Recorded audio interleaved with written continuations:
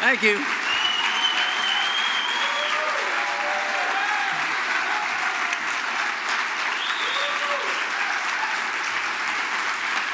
Okay.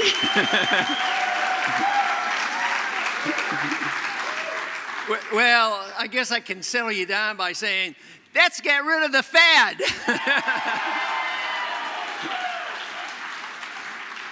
No, everything is going quite well with the Campaign for Liberty, and it was a great victory this week, as everybody knows, that once again, we got it passed in the House to get the Fed audited. I've always said, if we get that outfit audited, the next step will be obvious. We have to get rid of it, so that's what we're working on.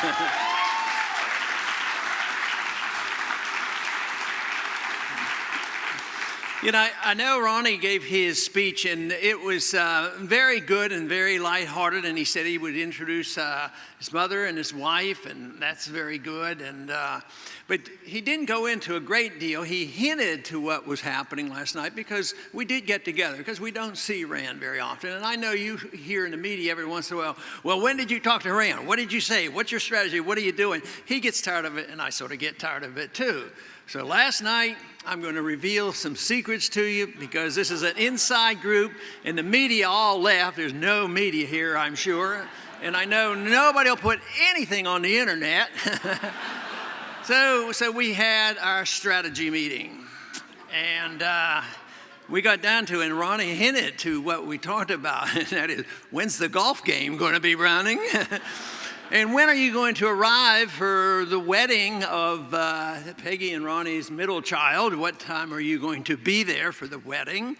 And they worked that out rather well. So we did have some very, very serious discussions, and of course very important things too about what the family's doing, and that is the truth. That you know, the issues are very, very important to all of us, and yet the family's pretty important to us too, and that's has high priority.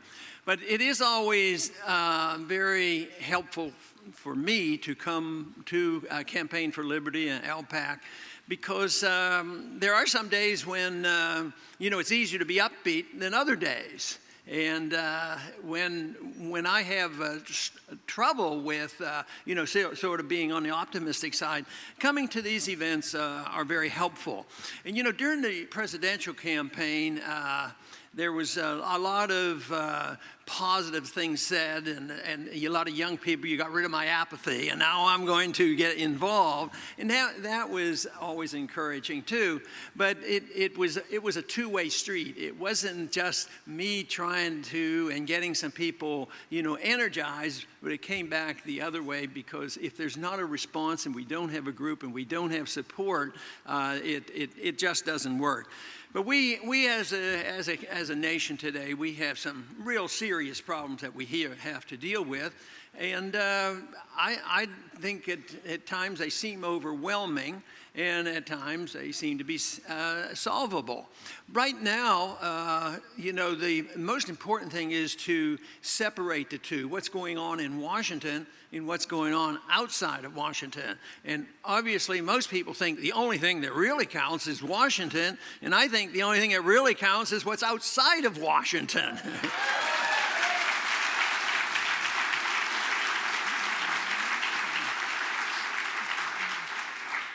In Washington, they believe they really run the show, and in many ways they do. They have a lot of power and a lot of clout, and they have the agencies of government, and they can do a great deal of harm.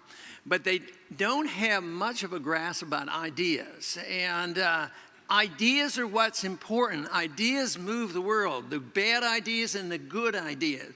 But right now, the good ideas are overwhelming. The bad ideas, they've had their chance. They've had centuries of opportunity to run roughshod over the people with tyrannical government and fiat money and all the mess. And their failure is giving us a wonderful, opportune time to solve some of these problems.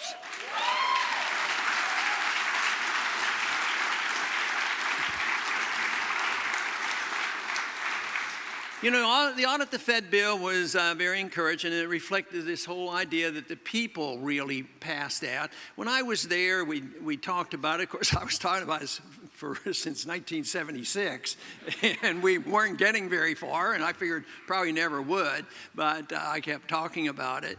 And that has changed, not because I finally became an insider. I didn't have much goal of doing that, and besides, I probably wouldn't have been very successful. But anyway, the goal for me was to change people's attitudes about it. Because I wasn't going to work up the ladder and become a chairman, trade the votes, and really be able to get a bill passed with a name on it. You know, they keep saying, Ron, you people like that, you're not successful. You never pass anything. Well, quite frankly, I was trying to repeal everything, not pass stuff.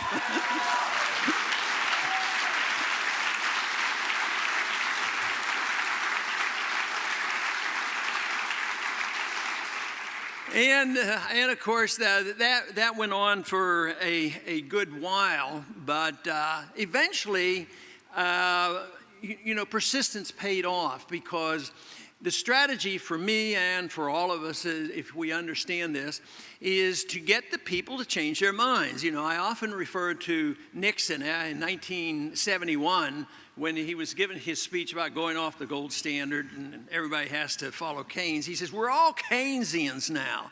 And he was right. He was right. They were all Keynesians. All the Republicans and all the Democrats, and quite frankly, the leadership of both parties are still Keynesians. But the secret is you got to get a consensus with the people, and the people will put pressure on their congressman. So we had this delightful vote this week, and it would be great to say that that overwhelming vote, 333 or whatever it was, they all knew exactly what we know. They understood it, and they're for sound money and wanting to get rid of the Fed. Quite frankly, half of them didn't have the vaguest idea what they were voting on.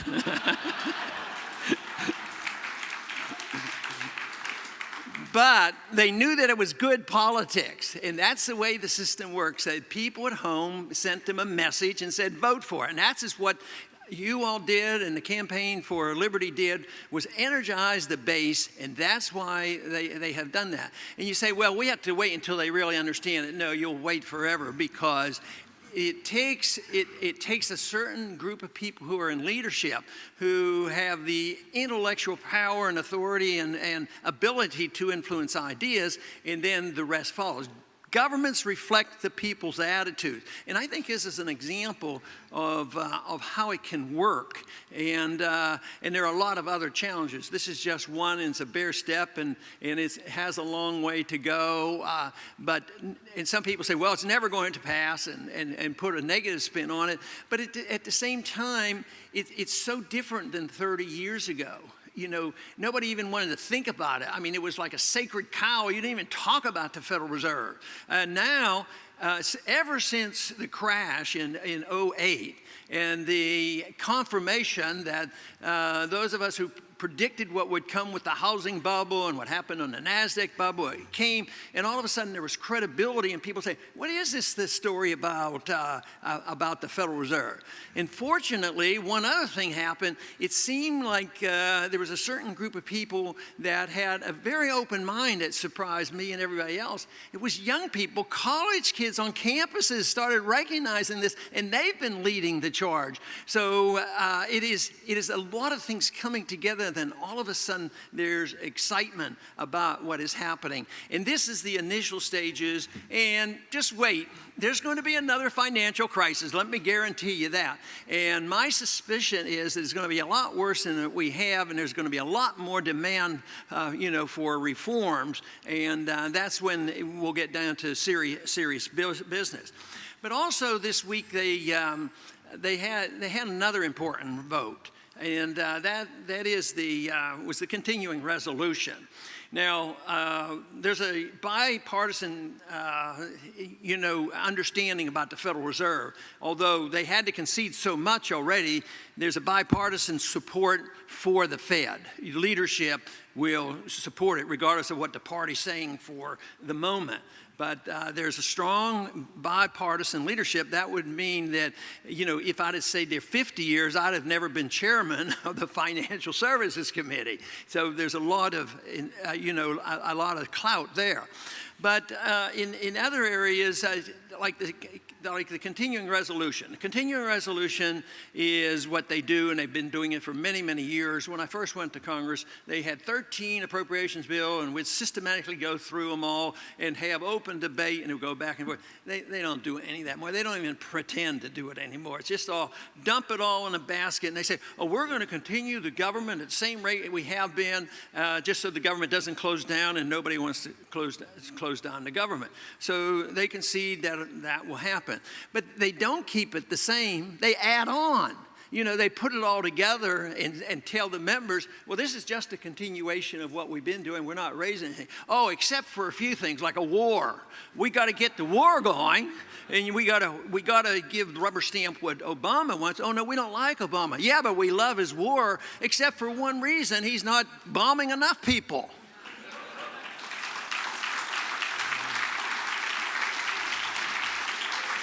But nevertheless, it's bipartisan, goes through in the Senate before they even had voted on whether there would be the support on the one amendment to support Obama's expansion of the war. It was agreed. The Senate said, we're going to do it. We're going to pass it, whatever the House does. So it was the bipartisan. And it makes my point that, the two parties are alike. So you cannot depend. I know many people will identify as Republicans. A few will identify as Democrats. And you have to realize, though, I can't believe there would be too many in here that said, oh, if the Republicans take over the Senate this year, that will hamstring the president and everything is going to be okay. That's a joke.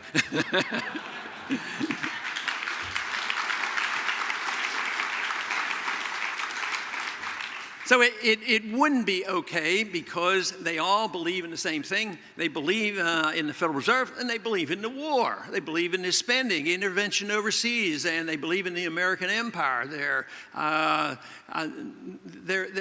believe that we as a nation have a moral obligation to flaunt our power and to flaunt our values and force other people to obey us. And if not, well, we can put on sanctions, and that can be pretty vicious. Oh, that's not serious. Yeah, just children die and things like that. We put on sanctions on Iraq for 10 years.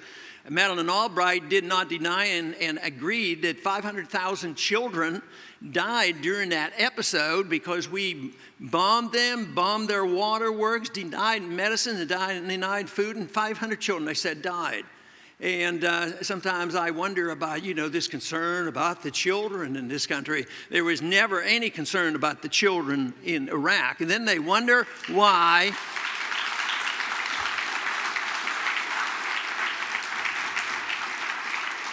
Then they wonder why they hate us and want to kill us. And they say, oh, it's radical Islam. It's all in their religion. Well, there's some religion involved too, but there's some religion involved on our side too. And so they, they make this point, and we end up, supporting the two parties, and they go and they make these deals, and of course they pass the CR overwhelmingly. Then also there was explanation this week that support for the funding for Obamacare. Boehner and Harry Reid, I think everybody knows that those two names, they had agreed to be okay. We just go ahead and fund it. We don't want to fight about that anymore. So that's how strong beliefs that they have and the content. So all this argument back and forth, I think it's all fluff and it's all fake.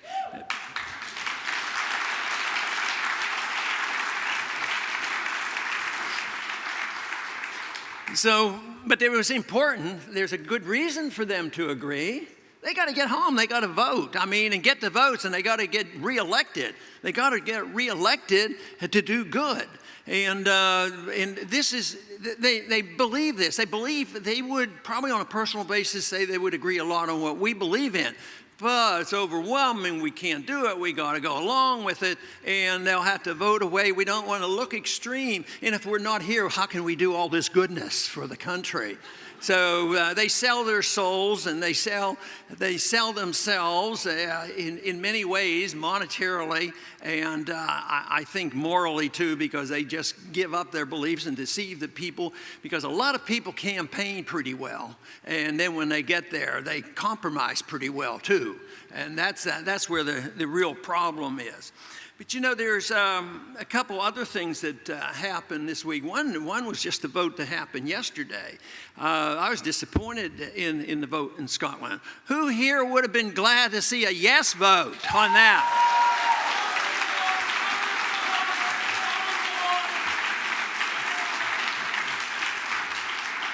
Now that would have been very exciting, but it's still exciting, the fact that a lot of people around the world have been thinking about this. And the tragedy that our country went through because there were some that believed that they had the right to leave a unit of government voluntarily. Can you imagine what would have happened at our Constitutional Convention, that if they put a phrase in the Constitution that says, when you sign on, when the states sign on and agree to this Constitution, you absolutely take a position that we will never leave the Union. I don't think they'd have gotten one state to endorse that bill or the Constitution.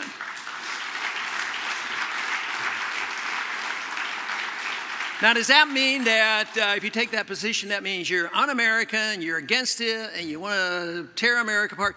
No, but it's very important that you have the right to secede, the right to leave if you're unhappy. Because even if you don't leave, those individuals in Washington that want to oppress the people and the states and make it a monolithic, tyrannical government, they will know what the story is. There will be limits, and they will automatically restrain them.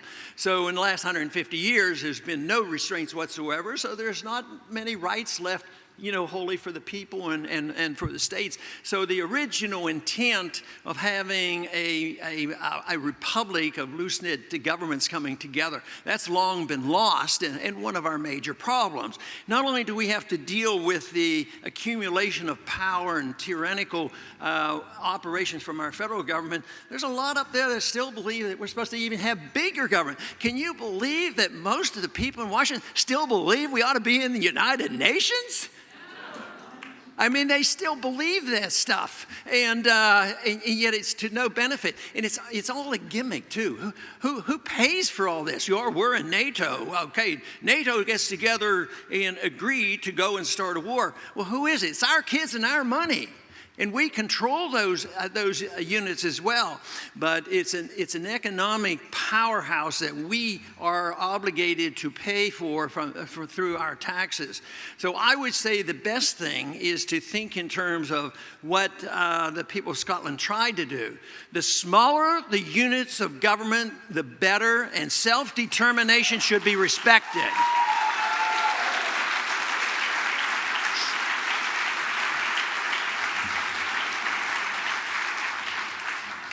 100 years ago, just about 100 years ago, we had a president that thought we should make the world safe for democracy. I think we should make the world safe for liberty, not democracy.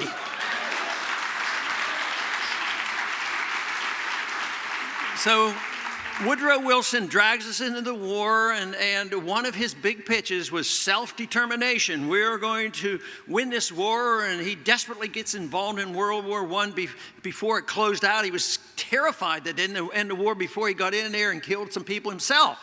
So then he gets in and participates in this redrawing of the lines in the Middle East that we're still fighting over. And now, of course, there's a challenge to the lines drawn as far back as Woodrow Wilson in World War I. They were artificial then, they're artificial now, and they're going to be redrawn because we live in a new age, in a positive way, a new age because things are changing. And this is an opening salvo on what is occurring in Scotland. And that is, the people are saying enough is enough, we want to be on our own. And quite frankly, there have been some articles, and I wouldn't ever deal with anything conspiratorial, but I do wonder just how straightforward that election was in Scotland.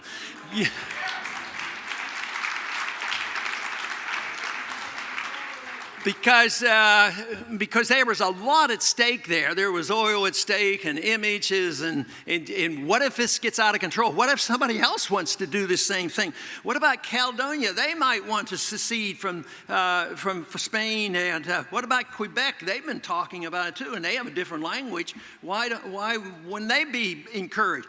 And why wouldn't somebody come along and say, well, you know, maybe that's the solution for Ukraine. Maybe we shouldn't be fighting and killing and supporting, you know, one faction over another and getting rid of one leader who's been elected in order to stir this pot. Maybe we say, well, maybe the Russian-speaking Eastern Ukraine should just separate from the Western European Ukraine. That sounds to me like a pretty good solution.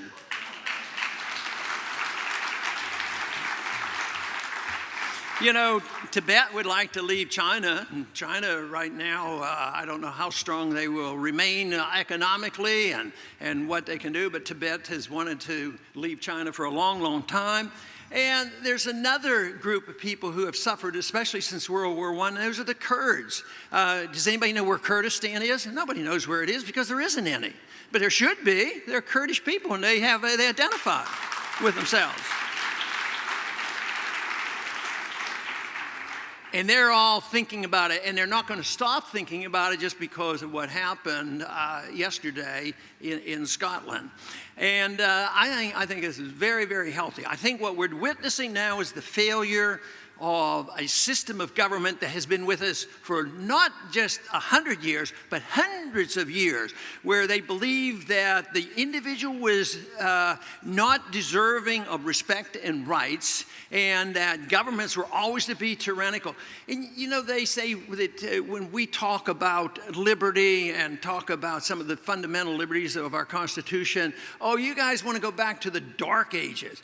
Well, no, I'll tell you what is in the Dark Ages. That's tyranny, dictators, pharaohs and kings and all these. That is what's in the Dark Ages, and that's been around too long. And there's no reason in the world to assume that history can't evolve in a sense of changing this and not saying, okay, we've tried it, but we have to go back. Tyranny is the only answer.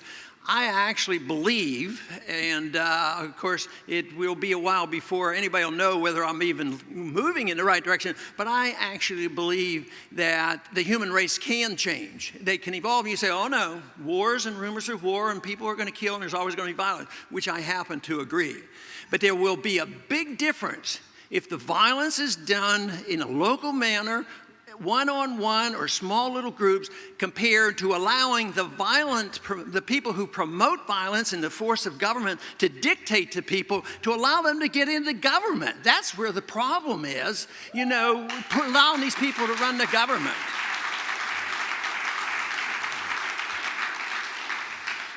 But we've witnessed now in the 20th century, you know, the failure of the government that we know best in this country. You take the results of World War I, and which of course led to World War II. The 20th century was an utter tragedy, and yet we were just benefiting by the Industrial Revolution, which changed all the history of mankind. You think in the last couple hundred years, probably there was the development of about 95% of all great technology just in this very short period of time. But what has happened in these 200 years? Technology has been used by the government to kill people. And that's what's wrong, is the government has too much control of using this technology. What if technology all of a sudden was taken away from the people who want to promote war and given to people, individuals who have small units of government, who can communicate outside the government through the internet and spread the message of liberty in that manner?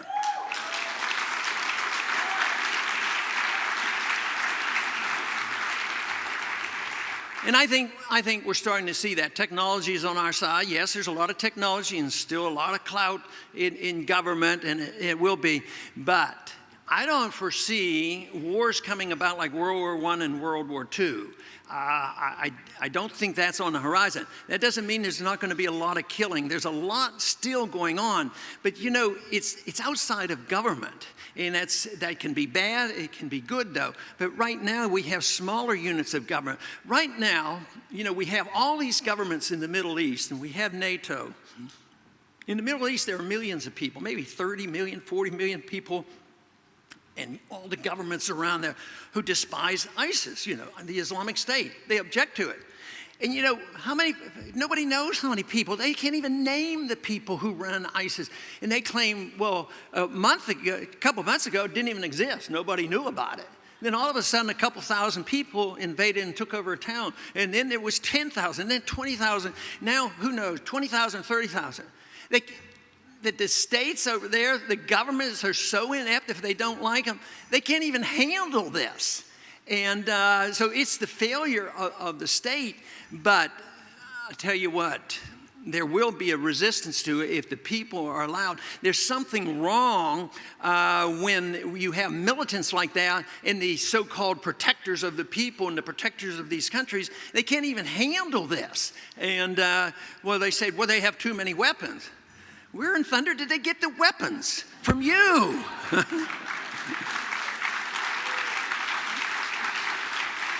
You know, I thought it was rather ironic a couple of weeks ago when the city of Amerly was being attacked, and they figured, oh, we have to stop this band of wild people taking over, you know, this land. This is the land that the Kurds should have.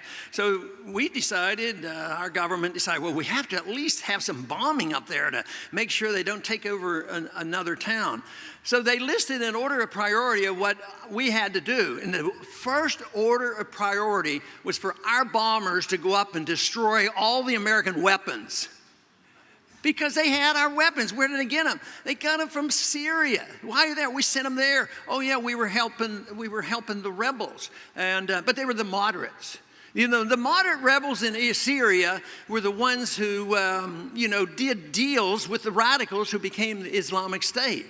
And well, wasn't there some atrocious killings? Yeah, probably on both sides. And what about the atrocious killings and the 20 people in the last month that were beheaded in Saudi Arabia? They didn't talk about that. And they don't talk about Sharia law with our bosom buddy friends in Saudi Arabia.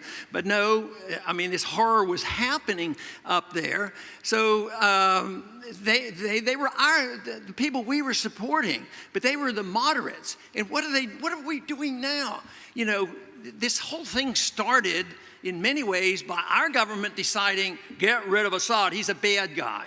He's been around for a good while, and I don't think I'd vote for him, but but we all of a sudden get rid of Assad, get rid of Assad. Now Assad, if we'd have let him be alone, what if we had allowed Saddam Hussein alone?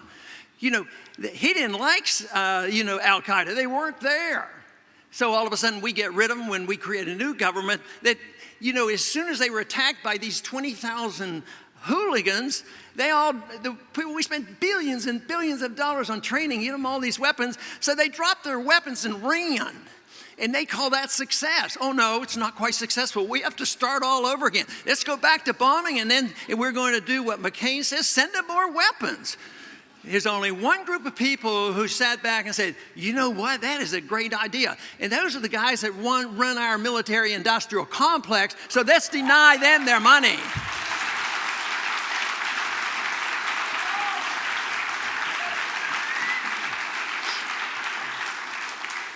So what's wrong with an idea whose time has come?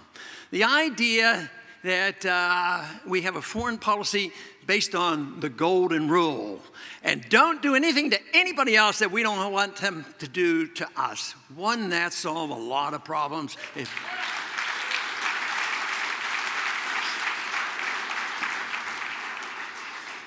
But we will have the battles going on, but the point I was trying to make is that a lot of it is outside of government already. I mean, you have Hamas, we helped start Hamas, and then we said, okay, I think you should be Democrats, you should have a democratic election, so they did. But then we didn't like who they elected, so we had to turn on them. So then they had an election in Lebanon, they had Hezbollah gets elected, oh, we don't like them. And on and on. So often, how long did we support the dictator of Egypt? For decades, tens of billions of dollars. Then we decide we don't like Mubarak. So we kick him out and we say, well, okay, have an election. So they elect somebody that belonged to the Brotherhood, the Muslim Brotherhood. Oh, we don't like them. We got to get rid of him. So we go get rid of him and put in the military dictator again. When are we going to wake up as an American people and say, it's not working, it's stupid, it doesn't help us, it's bankrupting us, and it puts us in more danger, and we ought to quit.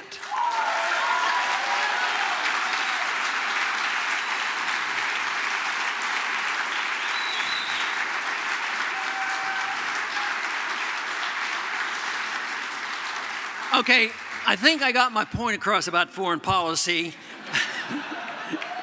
And some people would like to say, oh, you're just an isolationist. Well, I think we have accomplished a little bit on that. It's not, and a lot of people, except your real enemies, will say, oh, it's isolation. No, it's non-intervention, because a true believer is a Jeffersonian who wants to have friends with all countries, have trade with all countries, and not get in entangling alliances. And that means you want to travel, trade, and be friends with people. And all of a sudden, that doesn't sound like you're having barbed wire fences up and isolating yourself. No, it's a much different thing. So eventually people should realize this, and I think that it will happen. It's just how much pain and suffering do we have to go through. But as far as isolationism goes, it's far from that.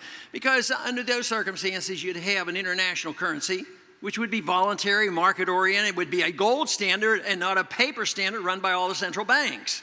They wouldn't be in the business anymore. But just as the foreign policy is failure, we'll have to have a new foreign policy. But the economics have failed too, and we've seen the worst in the 20th century. We had fascism, the German type, Italian fascism. We had communism.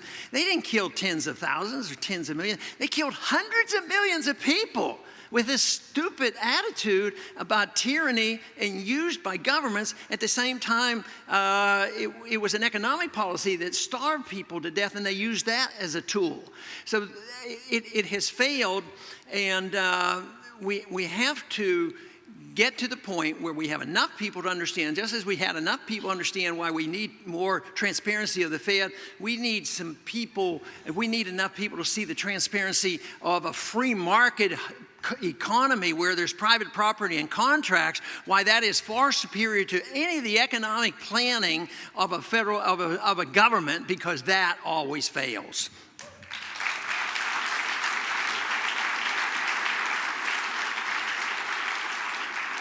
So I think we will have to see the day that Keynesianism is ended and there is a substitute and there is advancement. As I talk about advancement of technology, there's an advancement in economic understanding as well. I mean, we're not locked into going back to Adam Smith. Adam Smith was great in his time and gave us some great ideas, but he still was not part of the free market Austrian economic school that has well advanced in the monetary understanding, monetary system, understanding the subjective theory of value, and the understanding of how the market really works. So we don't have to go back. And this was not understood. This is a 20th century phenomenon, that the education, the understanding has occurred, and the errors of the 20th century all occurred because of the fallacies prior to that. And so much of this is so recent. When you just think of the development of the understanding of economics and the foolhardiness of the foreign policy, but this is just recent that in recent history, and this is why I can be optimistic about the changes available. There was a big difference between what I tried to do in the 70s and 80s, because I a lot of times go to college campuses and we get good crowds out at college campuses, and I'm delighted to do that. And there's such enthusiasm, for Austrian economics. I can remember the one time, I think it was in 2007 during the campaign, and I was at the University of Michigan, a liberal school, and they started shouting, "Get rid of the Fed, end the Fed," and they were burning Federal Reserve notes and the whole works. And where was this coming from? It didn't come from me. The ideas are out there. Organizations like the Mises Institute and others campaign for liberty more in a political sense, but the issues are out there. There was only one group that I knew about that I could depend on in the 50s, in the early 60s to get information, because I was starved to try to understand this, and it was the Foundation for Economic Education. Hey, everybody. And it was run by Leonard Reed, and I got to know him very well and had so much respect for him, because he has a lot of good thinking about how to persuade people. And you don't do it by yelling at them. You have to persuade them. And you have this idea that you don't have to, beat them over the head, and you don't have to worry about percentages. This is a great thing. You don't have to say, well, we have to get 51% to pass anything. But like I said, that 51% that voted on the audit bill, they didn't understand it. But you wanted 51% to endorse the ideas. Mises understood this very clearly. Mises also understood the importance of having intellectual leadership. People have to get out. And anybody that comes to a program like this, believe me, you're vulnerable to be in that group. And once you understand this, your obligation is greater, because you're part of a very narrow group that you have to spread this message some way. And it could be, it's been said quite frequently that probably 6, 7, 8% of the colonists really understood what the revolution was all about. But they were able to get the people to support it and win against a powerful government. So this is very, very important. But if you think, oh, how am I going to get 51%? That would be like me standing in Congress and trying to go around and get 51% to agree with me. No, you got to go out and you got to change people's attitudes and ideas, and that, of course, is where we're doing so well and winning. So there's a lot of difference between now and what it was like in the 1950s. Not only have there been a lot more free market libertarian think tanks since that time, even before the internet, but now with the internet and the spreading of information, I mean, we know everything that's going on. This to me is a tremendous value to all of us, because it used to be so long and slow. So events will move much quicker now, because ideas move much quicker, and the failures are going to be much more blatant. So the failure of the foreign policy has led to this unbelievable chaos and stupidity in the Middle East, where we've been over there. I call it a 24-year war. I guess they want to try to challenge the 30-year war and say, well, we've been over there for 30 years. But we went over there in 1990. And it's still going on, and what do they have to offer? Well, let's go bomb them again. What do the Keynesians have to offer? What do they say? We have this economic breakdown, complete disaster, and do they offer free market solutions? No, they say that we had to quadruple. Matter of fact, the monetary base went up 500%, and there's no real recovery, and except for the 1%, the very wealthy. They're doing quite well. But it's failing, and the people know it, and the hostility is going to build. The one thing, though, that I have cautioned so many as I go around and lecture is that the 1%, the super wealthy, you have to be careful. Everybody who is wealthy doesn't deserve to say, well, you're at fault, and if we're going to tax you and punish you because you're successful. If you have a businessman that produces a product, he produces, some type of computer or electronic device, and he didn't get any money from the government and no support from the government, and he did it because he sold you the equipment and made a lot of money, he should be praised for that and not taxed.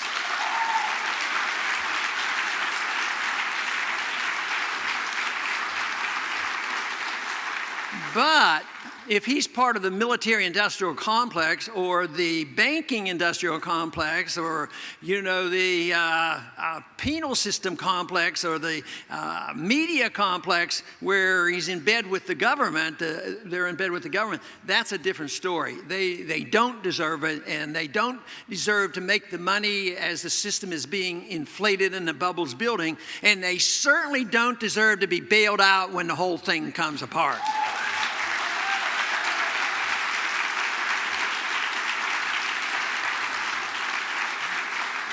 I think the greatest hypocrisy of the liberals, especially people like Paul Krugman and Bernanke, their idea, and I think they really believe this, well, the recession has nothing to do with the Fed, and, it has to do with people like you quit spending. Well, what if you've lost your job? Or what if you're afraid you're going to lose your job? What if the stock market went down and you lost a lot of money, and so you cut back off?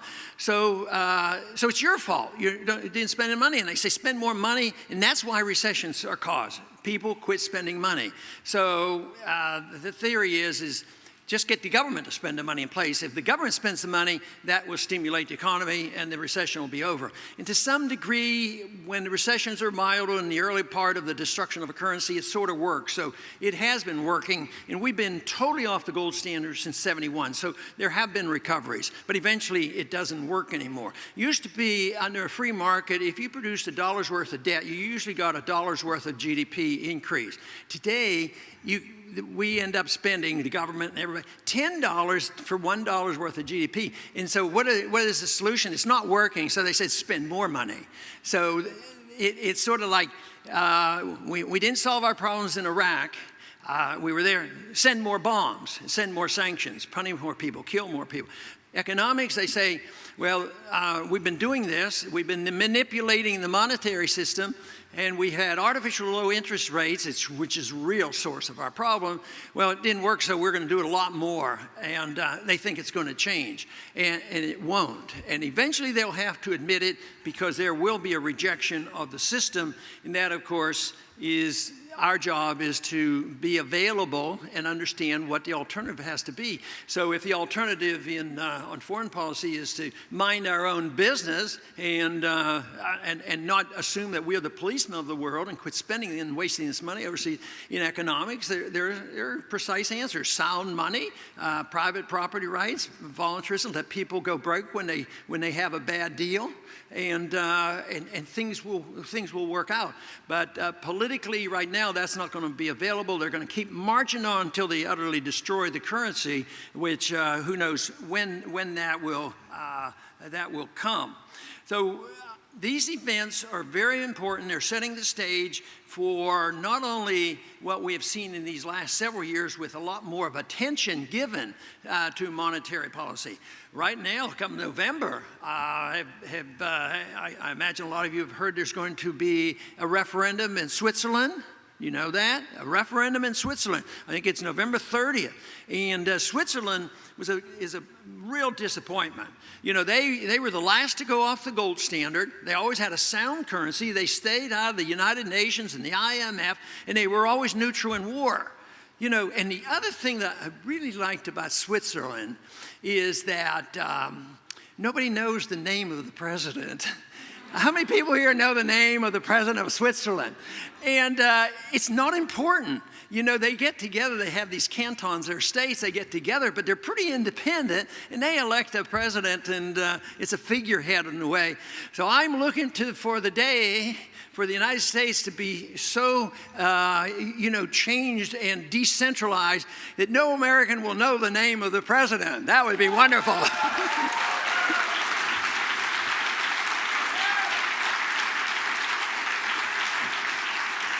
But under today's conditions, I don't want you to forget who the president is.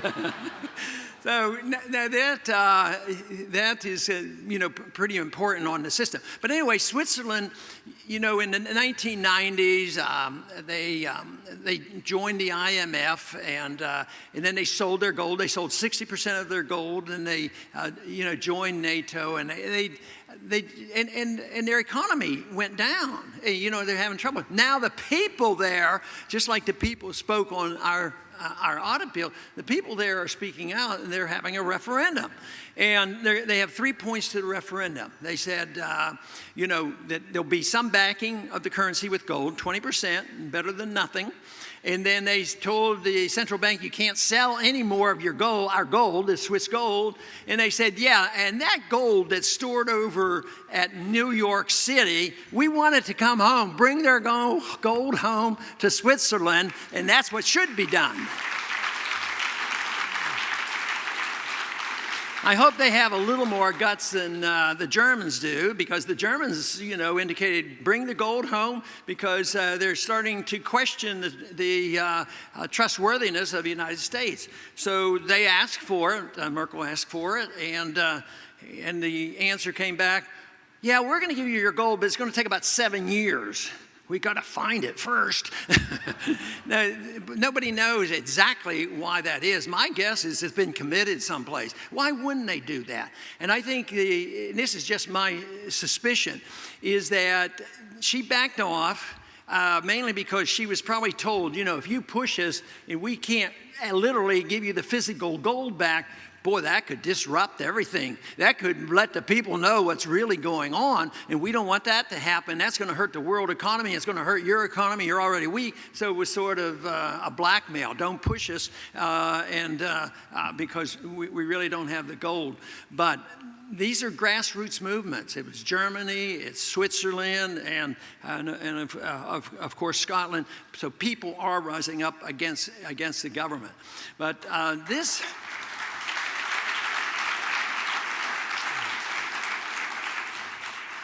The fact that this has been going on for so long, it seems like it's overwhelming, but it really isn't. There's going to be some things come our way. We have I want to read a quote from somebody here. It has to do with foreign policy, and we have to refute this statement. But I want to refute a lot of statements, our foreign policy and the monetary policy and all these things. We have to intellectually, contest them and not just say you're wrong. We have to refute it and tell them why you should have a gold standard and why you shouldn't have a paper standard. But I'll tell you, and a lot of you probably have heard this quote before and know where it came from, but I'll tell you who said this afterwards, but I want to read it now, and with the idea that I want to refute this. It says, naturally, the common people don't want war, neither in Russia, nor in England, nor for that matter in Germany or United States. That is understood. But after all, it is the leaders. It's the leaders of the country who determine the policy, and it's always a simple matter to drag the people along, whether it's in a democracy, or a fascist dictatorship, or a parliament, or a communist dictatorship. It's always the same. Voice or no voice, the people can be always brought to the bidding of the leaders. That is easy. All you have to do is tell them they are being attacked, and you have to tell them and being attacked and denounce the peacemakers for lack of patriotism and exposing the country to danger. It works the same in every country. Now, I changed one word in there, but otherwise it's literal. And it comes from somebody that doesn't exactly have a very good reputation, but it seems like he hit the nail on the head. This comes from Hermann Göring. Göring said this shortly before he took poison and killed himself at the Nuremberg trials, but he was interviewed, and this is what he said, and he was in charge of this propaganda. And I think people like this, I don't think they're dumb, they're just evil. And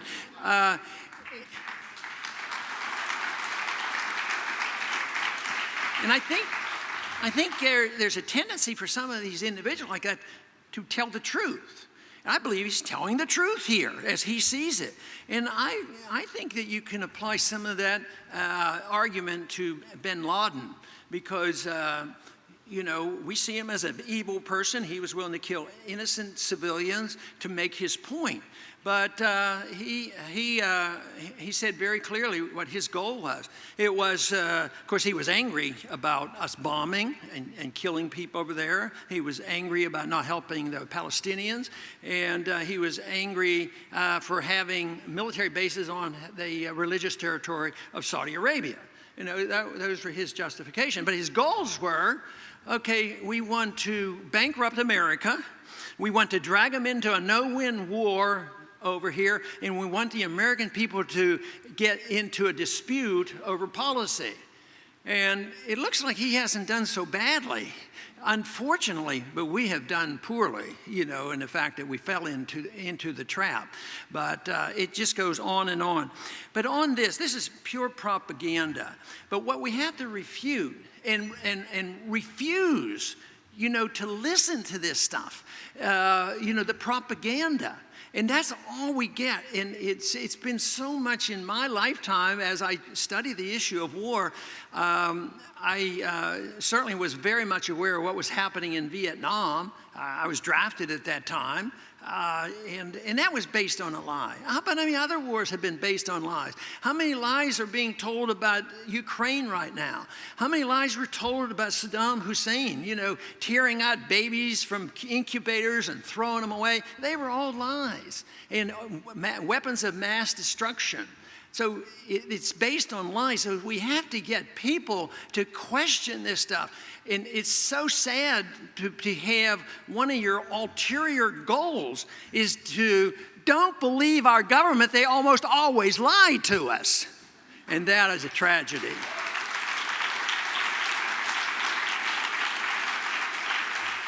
They lie about war. They lie about economic policy, too. They give you statistics and say, oh, well, everything is okay. There's no inflation. And some of it is ignorance and some of it is just pure demagoguery and just to deceive the people and scare the people. They build up fear in foreign policy, so you'll go to war and endorse the war. And they do this economically. They did this to intimidate the members of Congress about the financial collapse. And they went and started spending that money and inflating the currency. But they build up fear. Fear is one thing that is hard to, compete with. But I don't think we can solve the problem unless we have enough people look at this and look at what kind of propaganda that we have to listen to and sort out the truth. Now, does that mean that it's going to be easy and all you have to do is click on the internet and you're going to get it? No, that doesn't work quite that easy. But you probably have a better chance, getting the full story from the internet. You have to look for that responsible source that you can trust. But the philosophy that I have, talked about for so long is the philosophy that the founders of this country had a pretty darn good understanding about it. And it's a philosophy of liberty, and it's rather young. I think that the real development has been the last couple hundred years in this understanding, but it really started in 1215, with the Magna Carta. I mean, the people were standing up and trying to rein in the king, but it's systematically improved over the many centuries to show that it's the individual liberty that is important, not the power of the government. It's not something that is sacred, and we have to challenge that. So this now is what has to be done. We have to challenge this whole notion that the federal government has this authority, to control us. And this of course is new in a sense. Historically, it's new. But the last 100 years, there's been a lot of development and understanding of liberty, just as there's been understanding on economics. But the understanding of liberty probably had a pretty bad setback in this last 100 years.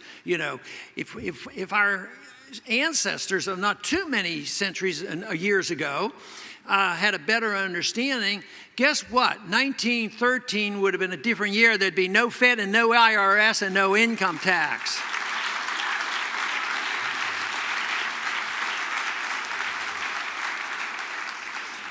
So this is a tough project for us, but it's a life and death project, and it's difficult for us to understand. But the one thing is if we give up and become despondent, nothing good will come of it. I mean, and we lose, and who knows how long this will last. It could last for many, many years, decades, that we don't see a reversal. But there's no reason why it can't be reversed if we're willing to think in terms that this issue of individual liberty, the personal liberty, and small government, and the right to get out of governments, and the right to leave, and the right to have small units, and the rights of self-determination, I think it would solve so many of our problems. The whole idea of the message of liberty, I see as something based on two basic principles. One is tolerance. You know, that you tolerate other people and what they do. As long as there's no violence and no initiation of violence and no fraud, that we have to become quite tolerant of the way people use their liberty. And there's been a lot of intolerance in this regards, and it's been around for a long time. If they don't do like you think they should, we're intolerant on our foreign policy. We want them to do exactly as we tell them. So if we're, it's the intolerance that invites people to say that, well, they won't sort out those who have money morally and immorally, and they just say people who have money have to be punished and have to be taxed. So this has to be sorted out. They have people from the left who think that they have a moral obligation to redistribute wealth. I mean, for this to work, a lot of them will have to come over, but we already have them over in many ways, because many ways the people on the left understand civil liberties and they don't like war. So what's going to be the giant leap? Just get a little bit more consistent and invite them over and show them that, that you can be you can be tolerant on economic matters. But then there are some others who say, yeah, I believe in economic freedom, but we need to be strong and we need to throw our weight around, and we believe in Jacobinism, that you have to spread our goodness with force, and so that messes up that philosophy. At the same time, there are many who say, yeah, I believe in freedom, I believe in liberty, as long as you don't do stupid things and do things I consider immoral. Well, if you get into that, the moral approach is the morality of hurting people and using force and intimidating people. That's a moral issue, but it's not up to the government or you as a neighbor to say to your neighbor, or tell your government to say to your neighbor, well, we don't like the way you use your liberty. Your lifestyle is not what we like. You go to a church that it's not a good church and it has crazy ideas, so we want to ban that church. And you read books that aren't good books, so we want to ban those books. And then you have sexual lifestyles that we don't endorse, and you put stuff into your body and into your lungs that we think are bad for you. And therefore, we're going to have the government make you a better person. So the tolerance is a very, very important issue. But the other is understanding the non-aggressive principle. You know, and Bastiat was great in talking about this, because he made it very clear. If you understand, and most Americans still understand, most people in the world understand, that if your neighbors, and your neighbor has 3 cars and you have none, you're not expected to just go take his car. You know, that's still considered, you know, off limits. But it's okay to send the congressman to go take it for you. And that, of course, has to be rejected.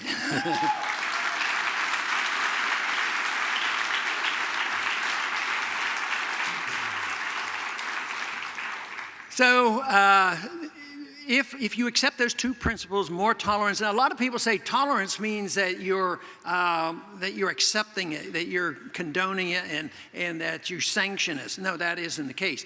Because you tolerate other people's religion doesn't mean that you sanction their religion. You have your own.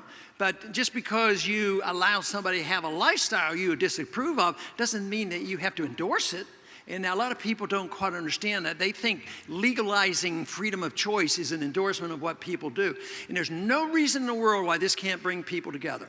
If you have people on the left and people on the right, and they want liberty for something over here, and somebody wants liberty for this over here, and there's some other disagreement, why shouldn't everybody come together for liberty to use it as they see fit if they reject the notion of using violence? So I think it's the only philosophy that will bring groups of people together and individuals together, and it could go a long way. I don't think that, especially in the last 100 years, that this has been emphasized, and I think it's so crucial that we realize that it's one unit. It is an economic liberty and personal liberty. They can't be separate. The founders had a better understanding of this, that liberty is liberty, and it's your life, and you have a right to use it as you see fit and work hard. But shouldn't you have the right to keep the fruits of your labor and not give it away to the government to be distributed?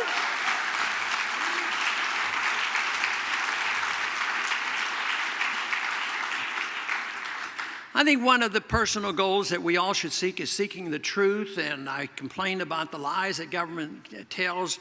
So it is important to seek the truth and try to work it out, because that's the whole story.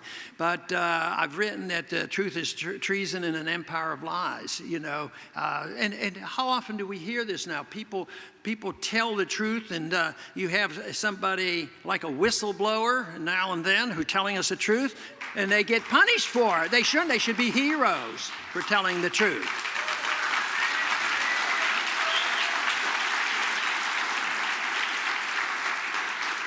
And then if we have this society which emphasizes liberty, then what should our personal goals be? I don't know what yours are going to be, but I personally think that if we're looking for excellence and virtue, this would be the opportune time in that kind of a society. Work to do whatever you can do, the best ability you have, and do it without harming other people. So you work for excellence, and you work for what you perceive as being virtuous.